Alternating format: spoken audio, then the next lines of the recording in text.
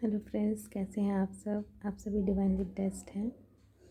चलिए हम अपनी एनर्जी कनेक्ट करते हैं। हरि ओम तत्सत, हरि ओम तत्सत, हरि ओम तत्सत। देखते हैं माँ हमें क्या बताना चाहती हैं।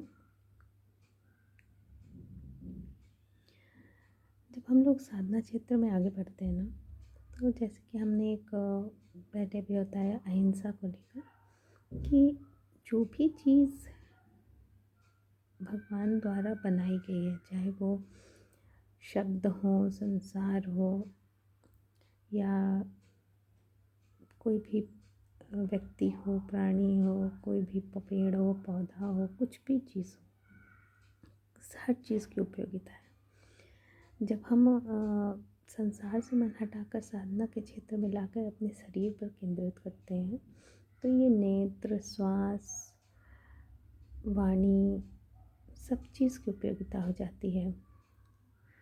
चाहे वो आपका स्किन हो, चाहे वो आपकी इंद्रियां हो, चाहे वो आपका मन हो, चाहे वो आपका अहंकार हो, ये सब चीज़ की उपयोगिता है। लेकिन इसको समझना होता है कि इसकी उपयोगिता हमारे साधना क्षेत्र में कैसे है।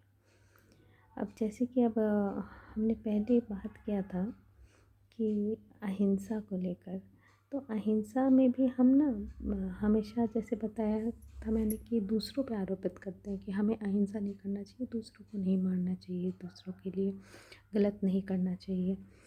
तो वहाँ पे भी हम साधना क्षेत्र में वही एक गलती करते हैं कि हम लोग सब चीज़ दूसरों पे खोजते हैं, जबकि हमें ये समझना होता है कि हमें स्वयं में वो चीज़ नहीं होने देनी है।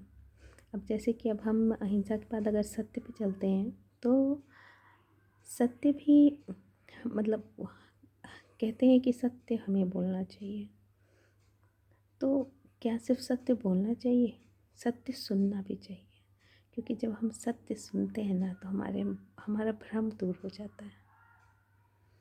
हमारे अंदर की हमारी लड़ाई हमसे ही है, खुद से ही है।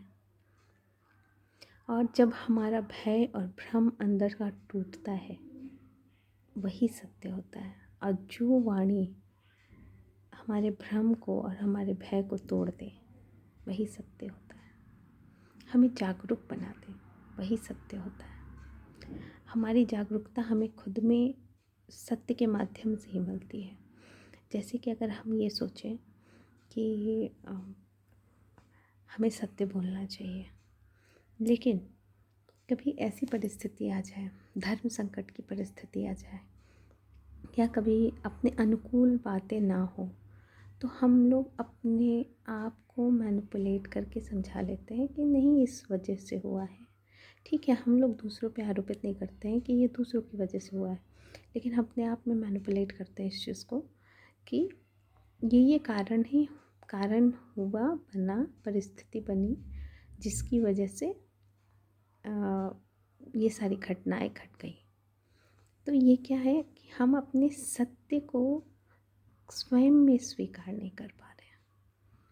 और जहाँ हम अपने सत्य को स्वयं में स्वीकार करने लगे, हमारे भ्रम की स्थिति टूट जाती है। हमारा जो अंदर की चंचलता होती है, वो मौन में बदलने लगती है। क्योंकि ये जो सत्य है ना, चाहे बाहर से किसी दूसरे के द्वारा प्रेरित की गई हो, चाहे स्वयं में इतनी हिम्मत, इतनी क्षमता, इतनी साहस के साथ हम स्वयं से लड़ रहे हों कि सत्य को स्वीकार कर सकें, जैसा है वैसा ही, तो ही हम साधना क्षेत्र में आगे बढ़ सकते हैं। तो ये सब जो भी चीज़ें बताई गई हैं ना, इन सारी चीज़ों की उपयोगिता स्वयं को ही जानने में है। दूसरों से इसका कोई कनेक्शन नहीं है। दूसरों पे किसी भी शब्दों का भी कोई महत्व नहीं है।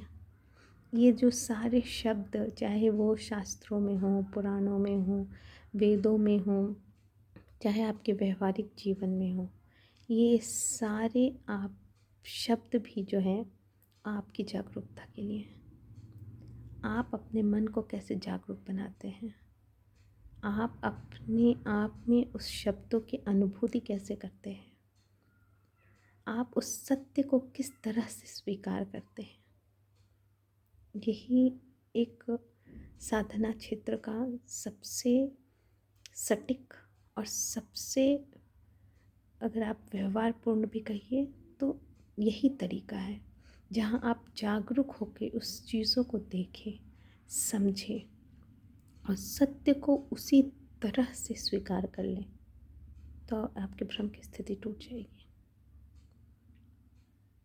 और ये जब जैसे ही ये भ्रम की स्थिति टूट गई, तो फिर समझिए कि आपका जो आपके जीवन की जो पगडंडी है बहुत मजबूत हो गई। आप चलेंगे तो उसी पगडंडी पे, लेकिन वो इतनी मजबूत होगी ना कि आपको तनिक भी भय नहीं होगा उसके टूटने का। यहीं से साधना क्षेत्र की शुरुआत होती है। होपफुली आप लोग को ये पसंद आया होगा। आप लोग समझ रहे होंगे कि परमात्मा ने कोई भी चीज़ अनुपयोगी नहीं बनाई है। सब चीज़ की उपयोगिता है और सिर्फ स्वयं को जानने में है। तो आशा है कि आप लोग इस तरह से अपने विचारों का संकलन करके आप लोग आगे बढ़ेंगे